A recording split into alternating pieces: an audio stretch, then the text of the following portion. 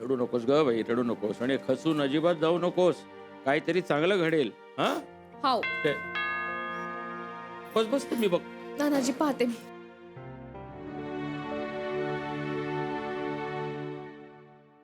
अरे या कामसाहेब या या या या नमस्कार. बसा. नाना आपण बोलवलं होतं आज हो हो बस. कॅटरिंगचा हिशोब करायला. हो हो बसा बसा. राधिका पाण्याचा बघ जरा. मी आलो हा. आणते काका.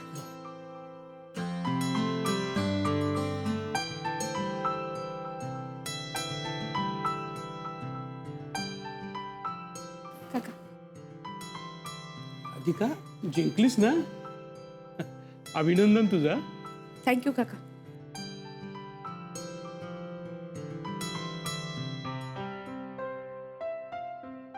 घ्या कामसाहेब तुमचे पैसे मोजून घ्या.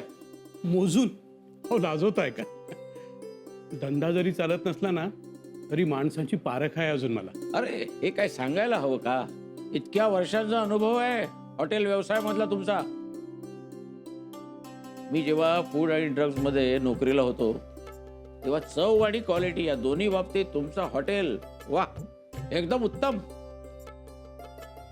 मला वाटतं मीच रिकमेंड केलं होतं A+ श्रेणीसाठी. हा छान चाललं होतं सगळं. पण मग हे काय अचानक असं झालं. तुम्ही म्हणालात ना नाना तेच. क्वालिटी अजूनही उत्तम आहे पण चव बिघडली आहे. म्हणजे आता बिघडली म्हणण्यापेक्षा लोकांच्या जिभेची चव बदलली आहे असंच म्हणावं लागेल. काय आहे, पोहे वडापाव मेदूवडा इडली याची जागा आता बर्गर पिझ्झानी कधी घेतली हे कळलंच नाही. हो हो आमच्या हॉटेलमध्ये येतात लोणच्याच्या जागी मेयोनीज मागतात. हो चक्क महाराष्ट्रीयन हॉटेलला येऊन लोक चक्क शेजवान चटणीची मागणी करतात. आता काय बोलावं यांना. शिवाय काय बरं का नाना आधीचे आचारी सुद्धा आता राहिले नाहीत. सगळे गेले सोडून. कधी कधी असं वाटतं ना की हे हॉटेल बंदच करावं. अहो काय काय तरीच काय बोलताय तुम्ही. अहो, इतक्या वर्षांपासून चाललेला तुमचा हा व्यवसाय असा अचानक कसा काय बंद करणार. एकदम बरोबर बोलून राहिले नानाजी. नाही म्हणजे माफ करा मला काही तुमच्या व्यवसायातलं कळत नाही पण स्वयंपाकाबद्दल थोडी माहिती आहे म्हणून बोलून राहिले. चालेल ना नानाजी. बोल बोल बोल राधिके. कामतसाहेब आपलेच आहेत. बरं का कामतसाहेब ही आमची राधिका अत्यंत सुंदर आणि चवदार स्वयंपाक करते एकदम. अहो कामत काका नाही म्हणजे आपल्या महाराष्ट्रीयन पदार्थाची सर त्या पिझ्झा आणि बर्गरला कधीच येणार नाही. माझ्याकडे काही मी बनवलेले मसाले तुमच्या हॉटेलमधल्या पदार्थांमध्ये वापरून बघा. नक्की पदार्थ बढिया होऊन जातील. एकदा वापरा आणि मला सांगा तुमचं हॉटेल पुन्हा जोरदार चालायला लागेल. खात्री आहे मला. आणतेच मी मसाला. राधिका म्हणते ना म्हणजे 100% जेवणाची चव बदलणार.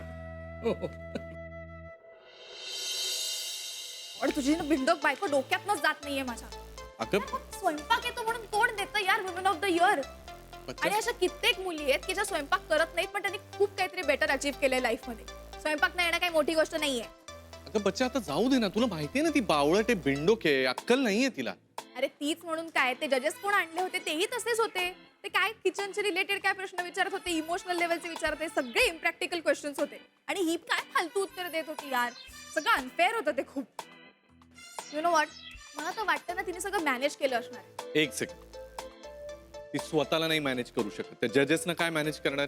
That's true. But you know what मला बदला घ्यायचा आहे तिचा. मला ना त्या म्हातारीच्या घरातून काढायचंय तिला बाहेर. बच्चा तुझी सुई त्या राधिका भोवतीच का अडकली आहे. आता झालं ते विसरून जा ना. Forget it. असं कसं विसरू यार. तिने मला सगळ्यांसमोर इन्सल्ट केलंय. मी नाही विसरणार आहे काहीच. She will have to pay for it. हे बघ बच्चा आता प्लीज रागाच्या भरात ना परत काहीतरी वेगळी पैज लावू नकोस. झालं तेवढं पुरे झालं. बट कॅरी तू एक काम करत जा ना. तू माझ्या बरोबर रोज ऑफिसला चल ना. म्हणजे प्रॉब्लेमच मिटला. हा यार ते तर बरंच होईल. पण आज मीटिंग आहे ऑफिसची म्हणून घेऊन चाललायस तुम्हाला. असं नेहमी नेहमी कसं होणार? बरं ईशा पण नाहीये आता काही दिवस इकडे. आय नो, पण मी आता तू रोज ऑफिसला येऊ शकशील अशी व्यवस्था करतो ना, मग तर झालं. हा यार, ते बेस्ट ऑप्शन आहे माहितीये. म्हणजे इकडे राहिले नाही ना तर त्या राधिकाचं तोंड पण पाहिजे गरज नाही, काही ना काही प्रॉब्लेम्स होतील ना काही भांडणं होतील आमची. इतकं बेस्ट होईल माहितीये. प्लीज जमव ना काहीतरी ऑफिसचं. जमव म्हणजे जमवणारच, काम झालं म्हणून समज.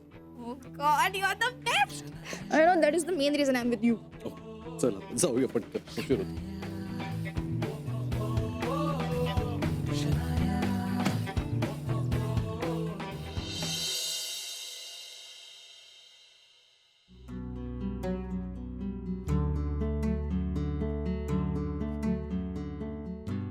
मी या घरात एकटा राहणार नाही. शनायासोबत मी सुद्धा हे घर सोडून चालणार.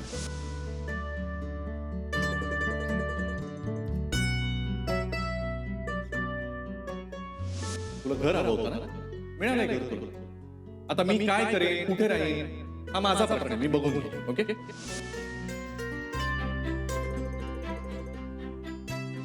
मी असं समजेन की घर दान केलं तुला, रातोरात तुझ्या नावावर केलं. हे घराचे पेपर्स.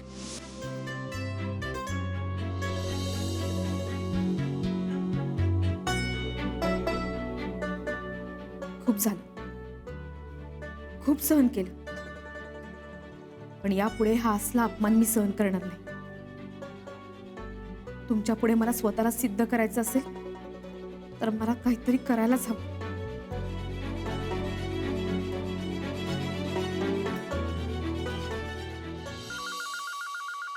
अरे हाँ लखानी सर, मैं निकल रहा हूँ जी.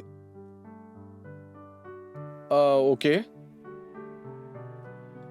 नहीं एज यू से, कोई बात नहीं, नेक्स्ट वीक कर लेते फिर. जी जी, no problem. All right, good day, thanks. काय झालं? क्लायंटचा फोन होता, मीटिंग कॅन्सल झाली. अरे यार, आता काय? अगं आता काय, I don't have any option, ऑफिसला तर जावंच लागेल. ते काय यार, एक तर किती दिवसांनी मी तुझ्यासोबत क्लायंट मीटिंगला येणार होते आणि तीही कॅन्सल झाली. का कॅन्सल झाली मीटिंग आता? अगं त्यांना काहीतरी महत्वाचं काम आलं. आता आपण रिझन तर नाही विचारू शकत ना. पण सोड ना, आपण एनिवे ऑफिसला जाऊया. हा, मी जेनीला फोन करतो. ए नको नको करू. का? अरे तुझ्या पाठी तुझ्या ऑफिस मध्ये काय काय होतं ही बघायची ना बेस्ट संधी आहे ही. आपण डायरेक्ट ऑफिसला जाऊन धडकूया, सगळे बघत राहतील. चल. अगं पण असं कसं वाटेल? काही नाही होत, तू ऑफिसचा बॉस आहेस ना, तू काय घाबरतोस? चल ना. ओके चल.